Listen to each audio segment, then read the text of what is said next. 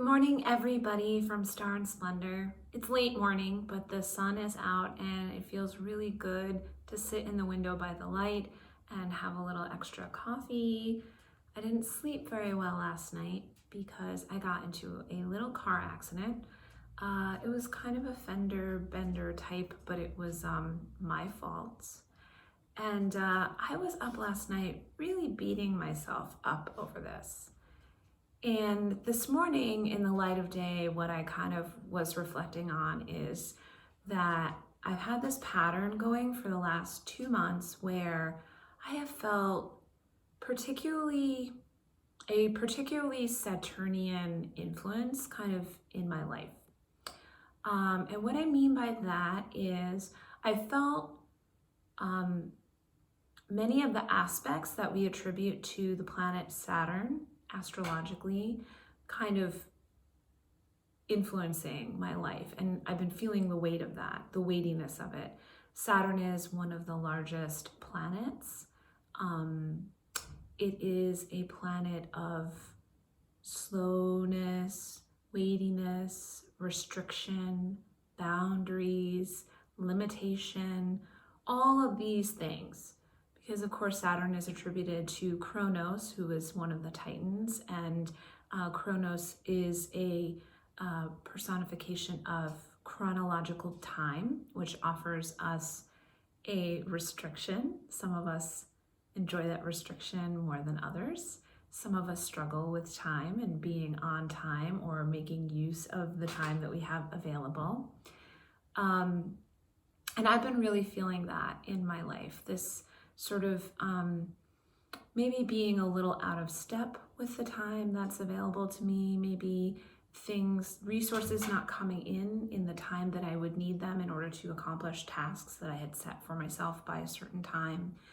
I've been feeling a lot of blockages and also slowness. I've been slow to make decisions and felt like a little bit paralyzed, because I was either feeling I was missing information or some of those blockages were kind of like in the way, and I was feeling a bit like a deer in the headlights in front of them. And just in general, the last few months I have really been struggling with being Amy. Things that have to do with me and my personality and my tendencies. Those things have been tripping me up big time. And I think this is all not a coincidence. I had a night a few weeks ago when I got into my rental car, because I will say I had an accident where I hit a deer a few weeks ago. And I was in a rental car for a few days while they were fixing my car. And that is not the same accident that I had last night, which was an accident that I don't need to go into the details of, but very different circumstances. It was a moving in traffic, a situation with a dog on my seat next to me, starting to fall off the seat, and just momentary distraction, boom. So that's 2 accidents in 2 weeks almost. And I realized, well, I haven't really been paying attention to details the way that I should, or the way that I normally would. I've been feeling a bit distracted. I've been feeling bogged down and weighted down. Anyway, I decided to look into that a little bit, and I am not personally an astrologer. I study astrology in a theoretical sense, right? So I'm familiar with how to work with the planets for the needs that I have, but I'm not really an astrologer. I look at that as being much more of a science and math kind of a thing, and that's just not particularly what I'm attracted to. Me being Amy, I'm a more creative, big picture thinker, and when people start to tell me details of things and calculations and very exact, precise measurements and things, I just start to I start to leave the room in a sense, mentally. It's really weird. It's something I would love to change about myself, but that's just me. That's just how I think. And I also notice other things that other people don't see, because I'm more of a synthesizer type that sees a big picture and is paying attention to other stuff. And I'm more of a visionary kind of a thinker,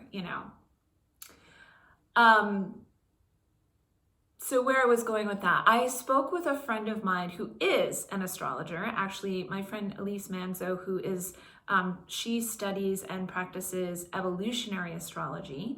And she does something cool that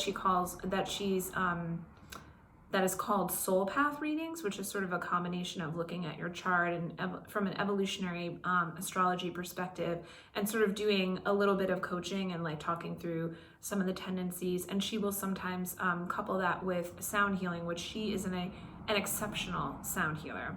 We have her practicing out of the shop a few times a month, and we have sound healings here a few times a month. And I will put the link to Elise's contact in the comments here, because she does do distance soul path readings and healings if anyone's interested.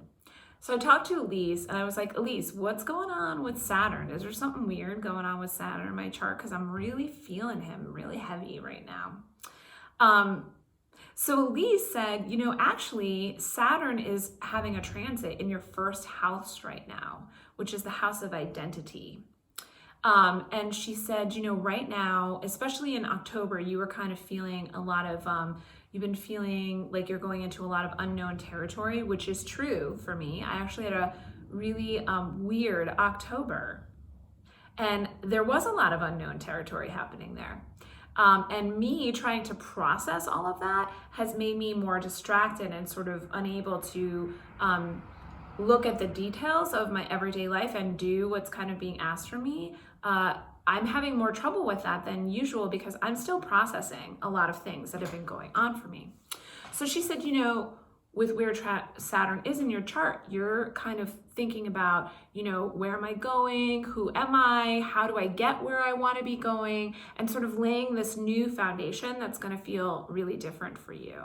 And she said also, you're being asked to look at boundaries and to discard like old baggage, which this makes so much sense for me because Saturn is, that black heavy planet is sort of asking us to do shadow work when we're experiencing its influence. When I started feeling this way around about a month ago, on a particularly bad day, I mentioned it to a good friend of mine, and he said, why don't you let me do a healing for you? And I don't know why, but I kind of discarded that idea. And I think it's not because I don't think that I need healing, although I do have a very rigorous everyday practice. And I think I do really pretty good with that. And I do a lot of grounding work too, because I am such a visionary type of thinker. I'm an Aquarius, so I have a lot of air, but I'm also Capricorn rising. So I have the ability to like really root down if I want to. So I really use that. I've learned how to use that. But I've been struggling with it this past month. When I think about doing shadow work and the discomfort that comes from that, which can sometimes feel very Saturnian, this feeling of limits and boundaries being set and sort of blocks and things kind of getting in the way to make you look at something you either need to push past or you need to work through psychologically or, spiritually, when I look at those sort of ordeals being spread in front of me, I don't necessarily feel the need to be healed. I actually feel the need to lean in and sort of really look at and examine those areas where it's calling my attention, right? So those areas where things are consistently not working out, those places where I feel like I'm unable to push through the blocks, the places where I'm hearing no, or struggle. Those are the areas where I'm looking to see what in this situation is a reflection of my fears, my insecurities, my expectations of how the world should be, how other people should act, what they should be doing for me, what I should be doing for them. I need to look at those areas. I think there's this sort of myth that when you're a very spiritual person or when you are maybe magically operant or you're a healer, you don't experience times like this and that everything is just sort of going with the flow all the time. And I think that can be a really that is a very restrictive idea, and I think it can be a very unhealthy idea, an expectation that people who are newly exploring their spirituality or even more advanced in their exploration might be carrying with them, because perfection is a myth. Perfection is a myth. It's another kind of a projection. It's not something that when we want to dance in perfection, or this idea that we may have about it, or this expectation, it's not something that is actually really that productive when you look at it. We don't change and we don't grow unless we're feeling stress. At least most people don't. I don't want to project what is true for me on other people, but most people don't change without some a little bit of destruction and a little bit of a block or some stress that they need to push against and to rebel against. I'm going to get really personal here and say that for the past year or so, I've actually been wondering whether I might have ADHD. And I don't know for sure whether that's true or not. I've heard people say I have sort of an ADHD mind. And that has sort of triggered this concern in me.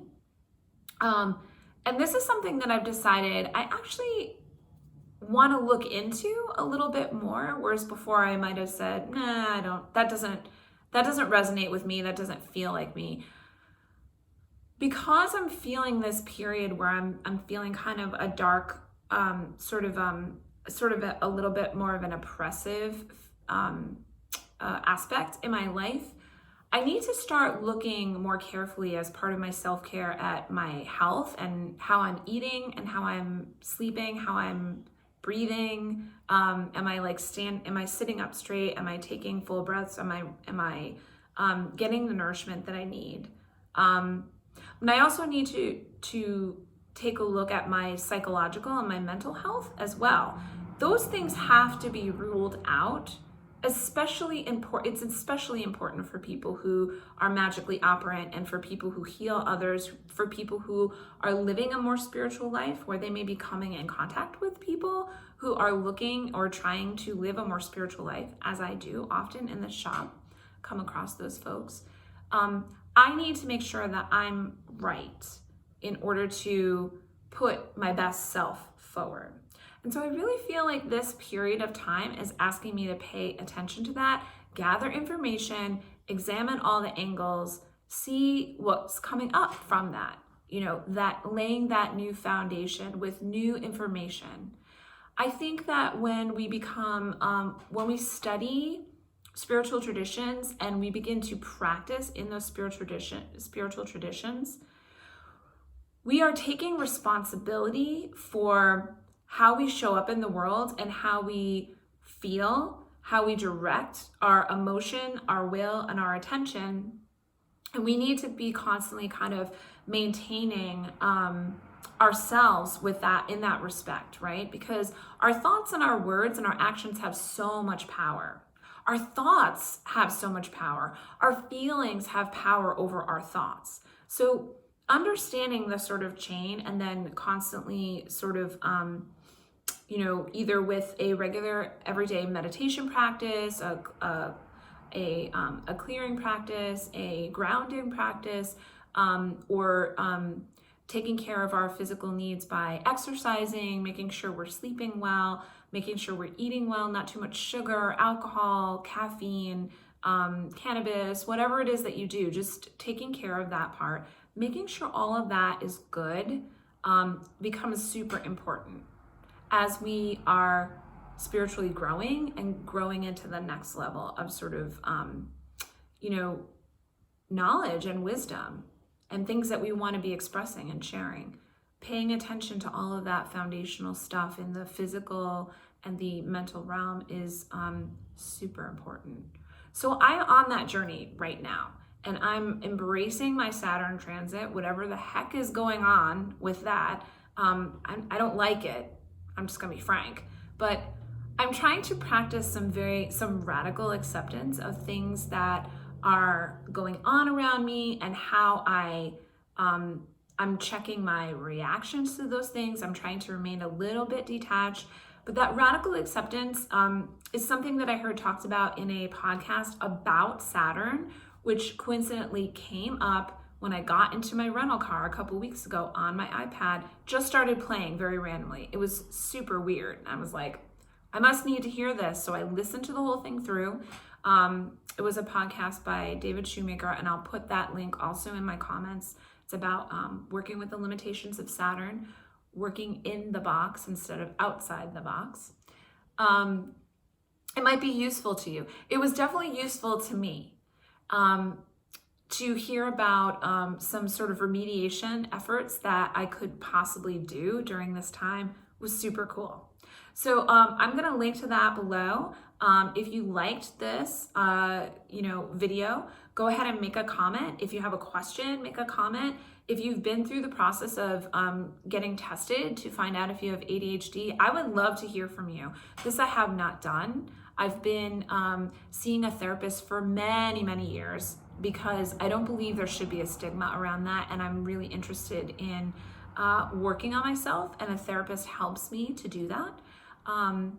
But this had not ever really come up for me. I'm just starting to wonder, so I want to know. But if you've been through that journey, let me know. I would love to hear more, and maybe I'll have more to share later once I find out more about myself, because that's super exciting. All right, have a great day. Bye.